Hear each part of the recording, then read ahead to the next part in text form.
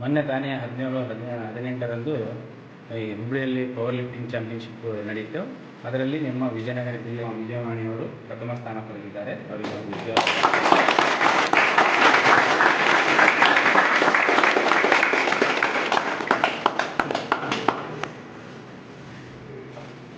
ವಿಜಯವಾಣಿಯವರ ಬಗ್ಗೆ ಹೇಳಬೇಕಂದ್ರೆ, ಸುಮಾರು ವರ್ಷಗಳ ಹಿಂದೆ ಇದೇ ಮಂಗಳೂರು ಸ್ಟೇಷನ್ನಲ್ಲಿ ಇದೇ ಪವರ್ ಲಿಫ್ಟಿಂಗ್ ಒಂದು ಕ್ರೀಡೆಯಲ್ಲಿ ಒಂದು ಮೆಡಲ್ ಮಾಡಬೇಕಂತ ತುಂಬ ಕಷ್ಟಪಟ್ಟಿದ್ರು. ಅದು ಬರೀ ಒಂದು ಥರ್ಡ್ ಪ್ಲೇಸ್ ಮಾಡಬೇಕು, ಒಂದು ಬ್ರಾಂಚ್ ಮೆಡಲ್ ತಗೋಬೇಕು ಅನ್ನೋ ತುಂಬ ಆಸೆ ಇಟ್ಕೊಂಡು ಅವತ್ತಿನ ದಿನ ಬರೀ ಒಂದು ಥರ್ಡ್ ಪ್ಲೇಸಿಗೆ ಇಷ್ಟು ಕಷ್ಟಪಟ್ಟಿದ್ದೀವಿ ಅಂದರೆ ಪ್ಲೇಸೇ ಆಗಲಿಲ್ಲ.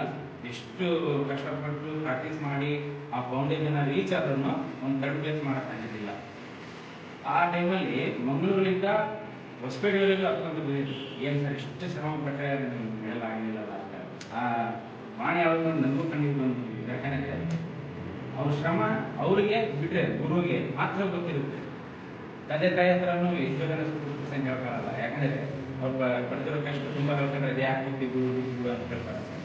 ಅಷ್ಟು ಅದ್ಭುತ ಬಂದು ಆದರೆ ಛಲ ಬಿಡದೆ ಹಠದಿಂದ ಪವರ್ ಲಿಫ್ಟಿಂಗ್ ಪ್ರಾಕ್ಟೀಸ್ ಮಾಡ್ತಾ ಅವತ್ತಿಂದ ಇವತ್ತವರೆಗೂ ನೆಕ್ಸ್ಟ್ ಕಾಂಪಿಟೇಷನ್ಗೆ ಹೋಗಿ 75 kg 85 kg ಭಾರತದ ಮೂಲಕ ಕರ್ನಾಟಕದ ಹೊಸ ರೆಕಾರ್ಡ್ ಮಾಡಿ ಅವತ್ತಿನ ದಿನ ಗೋಲ್ಡ್ ಮೆಡಲ್ ತಗೊಂಡು, ಅಲ್ಲಿದ್ದ ಮತ್ತೆ ಇನ್ನೊಂದು ವರ್ಷಕ್ಕೆ ಹೋಗಿ 90 kg ಲಿಫ್ಟ್ ಮಾಡಿ ಅಲ್ಲಿದ್ದ ಮತ್ತೆ ತನ್ನ ರೆಕಾರ್ಡ್ ತಾನೇ ಬ್ರೇಕ್ ಮಾಡಿ ಮತ್ತೆ ಗೋಲ್ಡ್ ಮೆಡಲ್, ಅಲ್ಲಿದ್ದ 95 kg ಲಿಫ್ಟ್ ಮಾಡಿ ಮತ್ತೆ ಪವರ್ ಲಿಫ್ಟಿಂಗ್ ಸ್ಕ್ವಾಟ್ ಅಲ್ಲಿ 170 kg ಮಾಡಿ, ಡೆಡ್ ಅಲ್ಲಿ 150 kg ಮಾಡಿ 3 ಇವೆಂಟಲ್ಲಿ 3 ರೆಕಾರ್ಡ್ ಮಾಡಿ ಮತ್ತೆ ಟೋಟಲ್ ರೆಕಾರ್ಡ್ ಮಾಡಿ 4 ರೆಕಾರ್ಡ್ ಮಾಡೋದ್ರ ಮೂಲಕ ಮತ್ತೆ ಗೋಲ್ಡ್ ಮೆಡಲ್ ತಗೊಂಡು, ಅಲ್ಲಿಂದ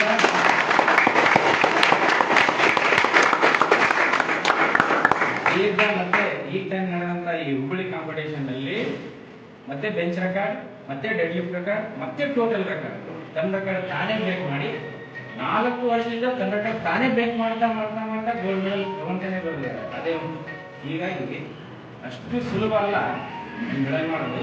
ಅಷ್ಟು ಒಂದು ಬ್ರಾಂಚ್ ಮೆಡಲ್ ಮಾಡೋಕ್ಕೋಸ್ಕರ ಕಷ್ಟಪಟ್ಟಿದ್ದ ಒಂದು ಮಹಿಳೆ 4 ವರ್ಷ ಸತತ ಗೋಲ್ಡ್ ಮೆಡಲ್ ಅಲ್ಲದೆ ಮತ್ತೆ ರೆಕಾರ್ಡ್ ತನ್ನ ರೆಕಾರ್ಡ್ ತಾನೇ ಬ್ರೇಕ್ ಮಾಡ್ತಾನೆ ಬರ್ತಾರೆ. ಇಂಥ ಒಬ್ಬ ಮಹಿಳೆ ನಮ್ಮ ವಿಜಯನಗರ ಜಿಲ್ಲೆಯಲ್ಲಿ, ಅದು ಎಸ್ಪೆಷಲಿ ವಿಕ್ಟ್ರಿ ಜಿಮ್ನಲ್ಲಿ ನನ್ನ ಸ್ಟೂಡೆಂಟ್ ಆಗಿ ಇರೋ ನಿಜಕ್ಕೂ ತುಂಬ ಪ್ರೌಡ್ ಆಗ್ತಿದೆ. ತುಂಬ ಪ್ರೌಡ್.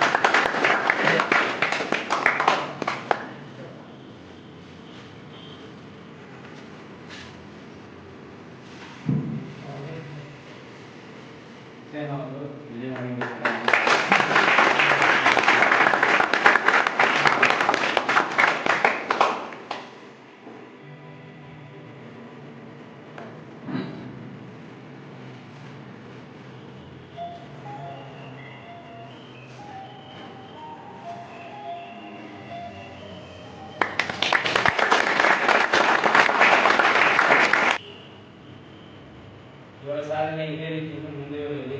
ನಮ್ಮ ವಿಜಯನಗರ ಜಿಲ್ಲೆಗೆ, ನಮ್ಮ ವಿಕ್ಟ್ರಿ ಜಿಮ್ಗೆ ಇನ್ನೂ ಹೆಚ್ಚಿನ ಸಾಧನೆ ಮಾಡೋದ್ರ ಮೂಲಕ ಒಳ್ಳೆ ಹೆಸರು ತರಲಿ ಅಂತ ಎಲ್ಲರೂ ತುಂಬ ಹೃದಯದಿಂದ ಅಭಿನಂದನೆ.